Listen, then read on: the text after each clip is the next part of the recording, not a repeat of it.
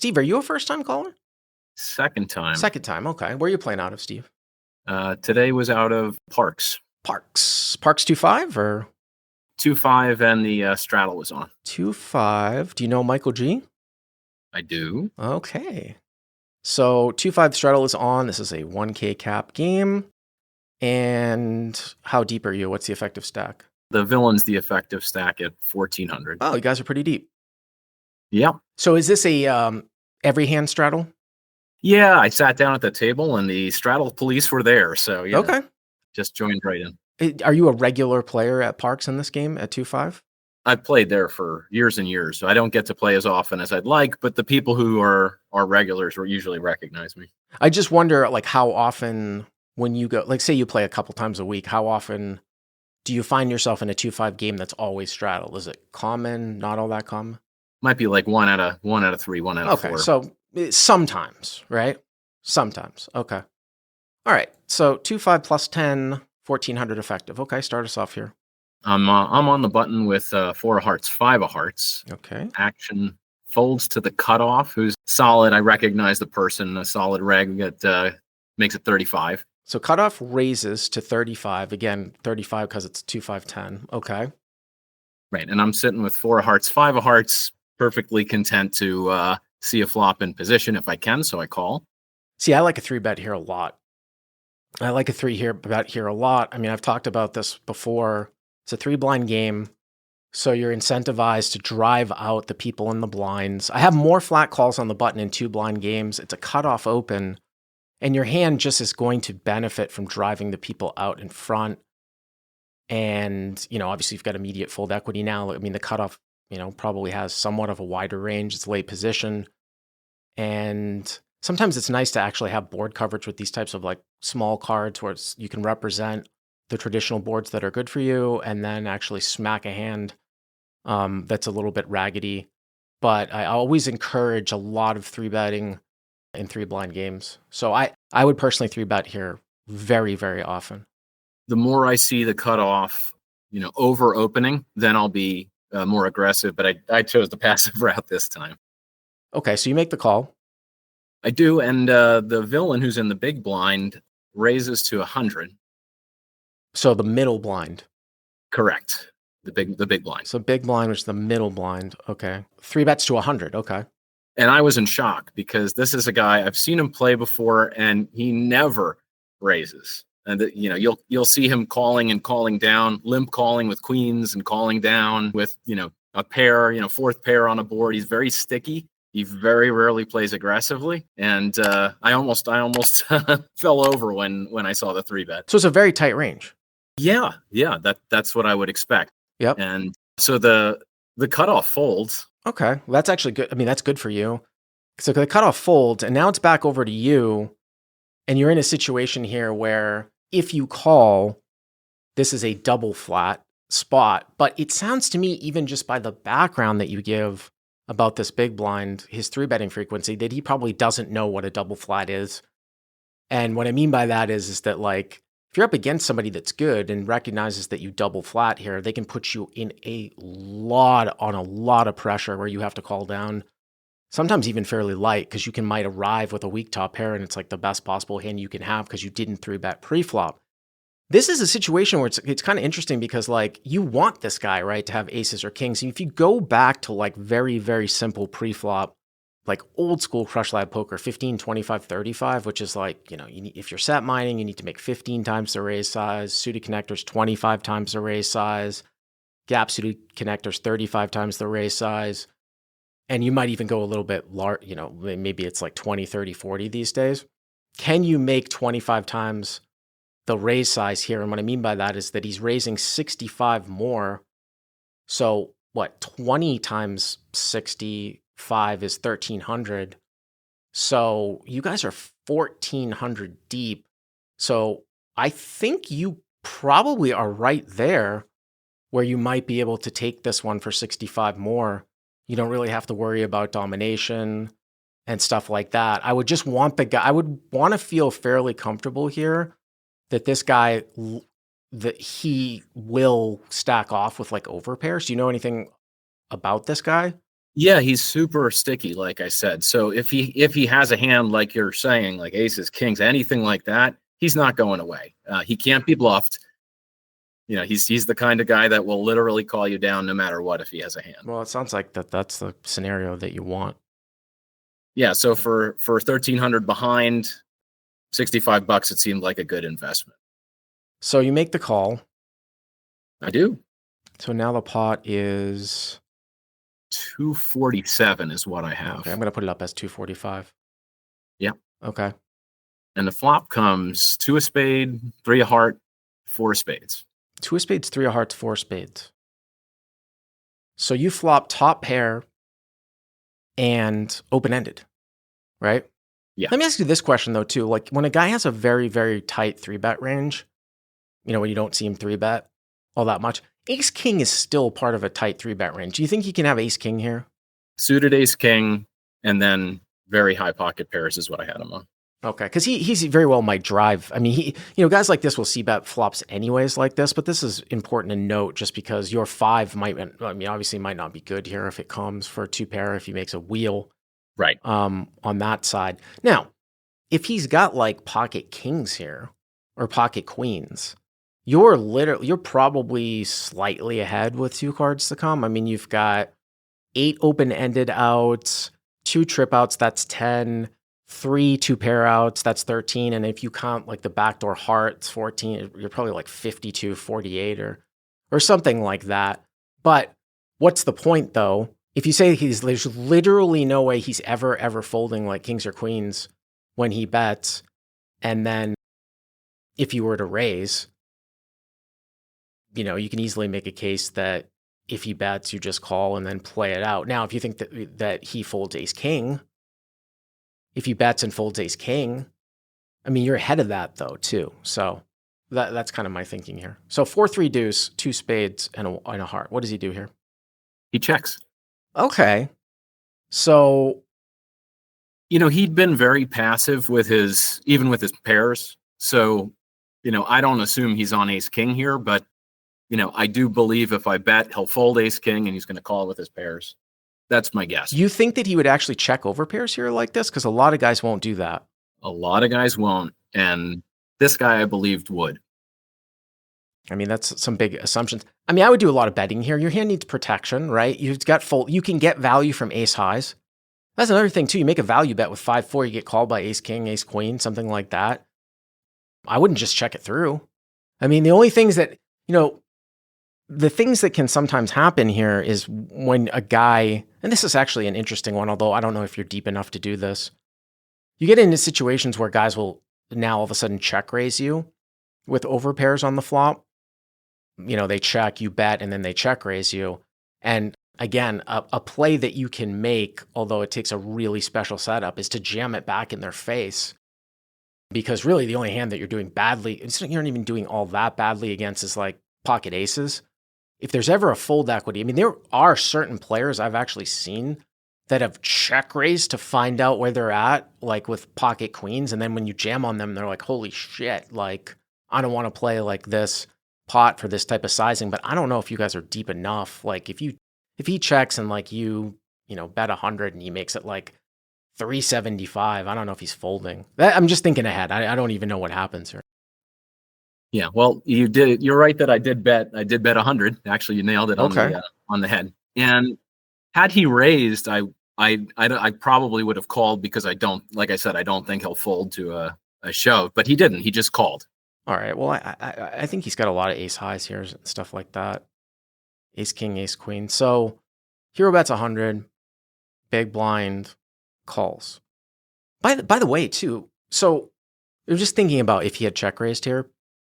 So if he's got ace, that gives you like 2 less outs. So you've got 2 outs. You don't have your outs on a 5. So you've got your trip outs. So it's 2 outs, 4 outs.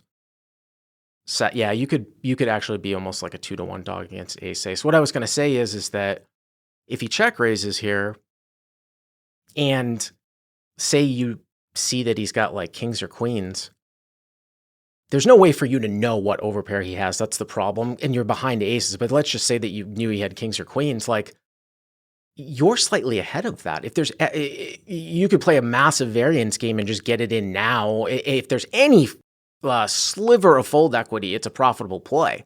It might not be the most profitable play, but again, there's no way to not know. And I think if he's got aces, it really hurts you.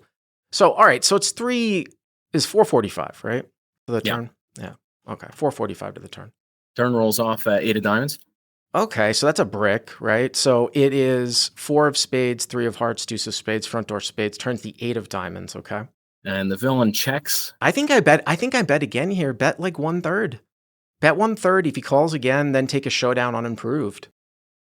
I was on the fence. I wasn't sure if it was, given that he's going to call anyway, I could probably get the one street on the river no matter what, given how sticky he is. How are you going to get, you mean if you make your hand, you mean? Yeah. Yeah, but what about all the other cards that come out though? Well, I figure he's going to call me down anyway. So if I'm putting the money in a little bit bad here, why not wait till the river? I can only share you what I was thinking, not what's right or wrong, obviously. Let me just think, I'll respond to that. I think the way this hand has gone down, okay, he's got a range of some higher pairs, okay, but he's got a lot of ace highs here too, like ace king, ace queen, something like that. I mean, the bet on the flop is slightly value. The turn bet is like protection / value. If you bet like 150, maybe sometimes he's got a higher pair, right, that he check calls with. This is why you bet small and then check back unimproved at the end. And again, I just think that it's more likely he probably has more ace king-ish types of hands by check calling flop than I think he does queens and kings. So that's why that's why I kind of like this like turn like 1/3 protection / value here in this spot. I think you're right. I don't think there's any risk of him raising. Right. Oh, yeah. Definitely I could get some more money in now and then still have all my options on the river. So I think in retrospect I would have done it your way, but I did check behind. It doesn't sound like this guy's tricky or anything. You just, there's just a lot of cards where there isn't a lot of visibility. The thing that you're protected by, I would say, against a guy like this, that you're, again, sort of tagging as slightly kind of predictable and stuff like that. Say the river comes off like a 10 or something like that, or even like if it's an 8. If he's got ace king, he's going to check, I think. I don't think he's going to turn that into a bluff. So if you check behind and the river's just a brick, like a 10, a jack, and he bets at the end, you can just fold. You know what I mean? Yeah.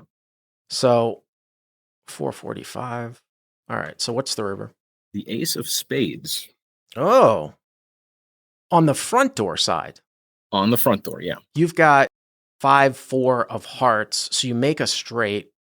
4 of spades, 3 of hearts, deuce of spades, turns the 8 of diamonds.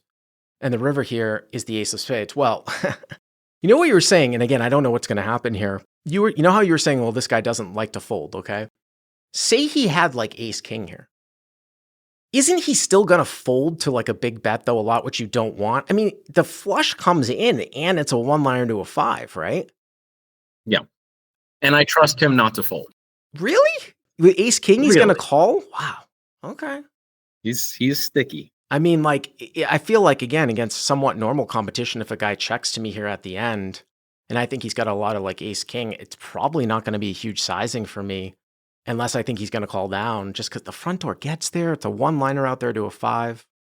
Anyways, what ends up happening? So the river's the ace of spades. Yep. I didn't even get to think for a second, and he snap jammed for 1,200, his whole stack. Wow. Not even a beat pal. Like the card hit the felt and he says all in. I do remember this now. So this is interesting in the sense that obviously it would be probably fairly rare that this guy has a flush. You have a 5 in your hand, so the only other straight that you're losing to here is 5-6. People are just going crazy, snap call in the live chat, but I will challenge people in the live chat, just like I'm going to ask you, SL, about the math here.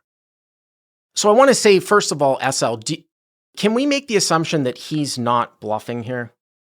Yes. Do you ever call and win outright here? Well, that's after I tasted the throw up in my throat, right? Because he's snap jammed. He's never bluffing. And usually that speed of a bet in these types of games is just, I have it. So if he's never bluffing, again, we can do this as an exercise, and people might not necessarily agree with me.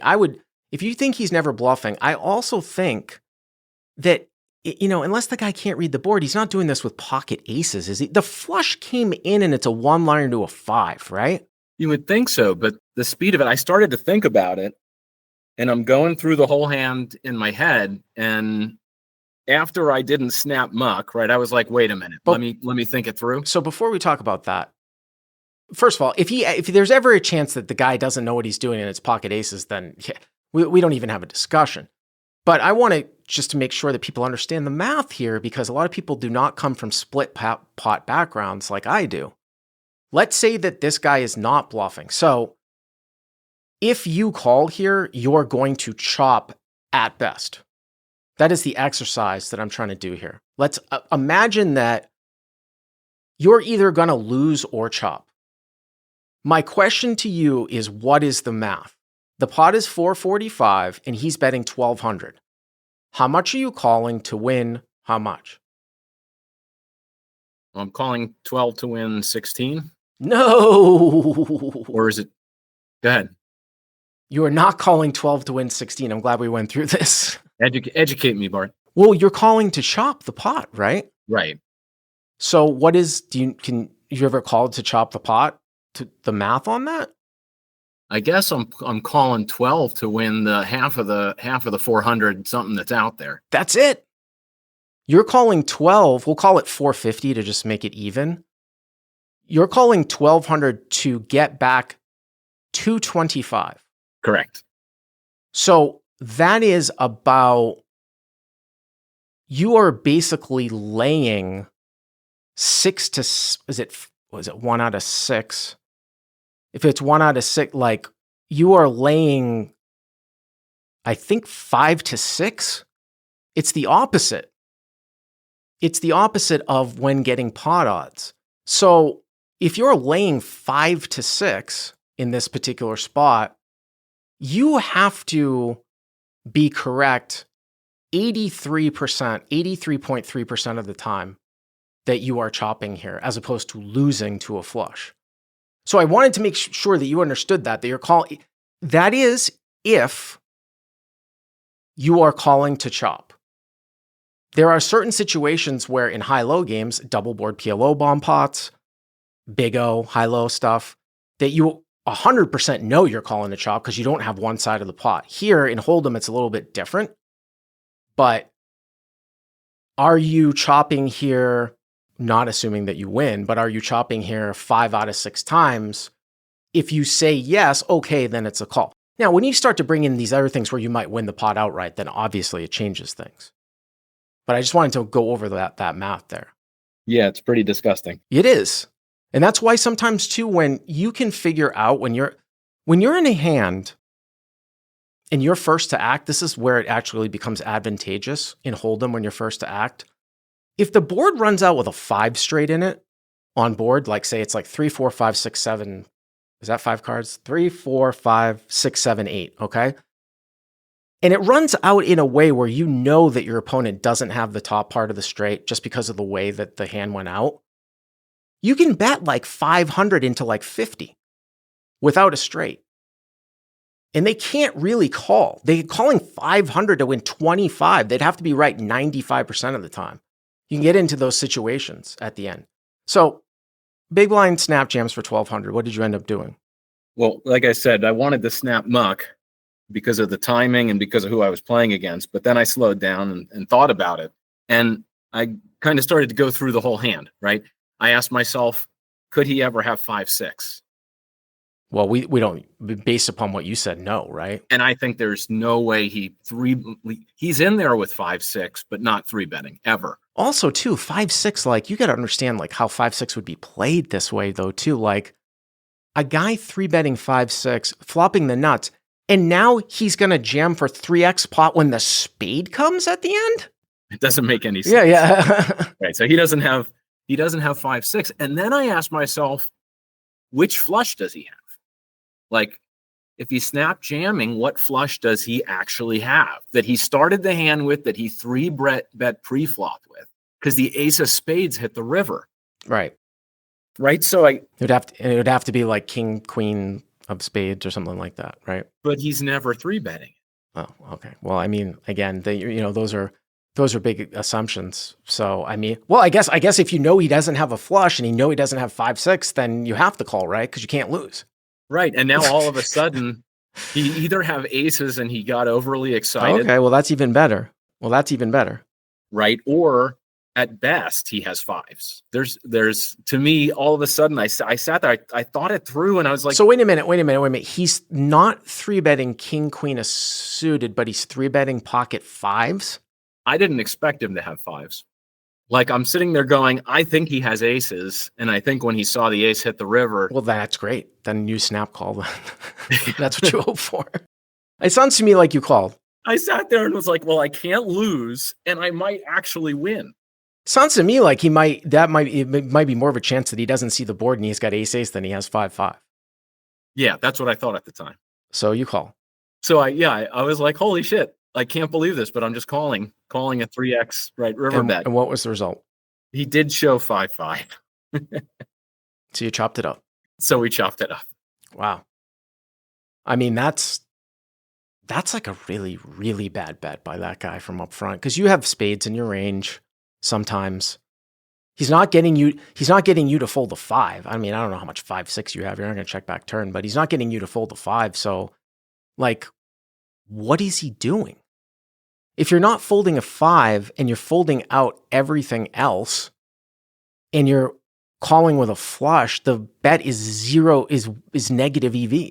Yeah, I didn't explain. I thought that afterwards, and I didn't say a thing to him, but I'm sitting there going, if I had a flush, he's just handing me, of course, he's handing me $1,400. Of course. Steve, thanks for the call. I appreciate it.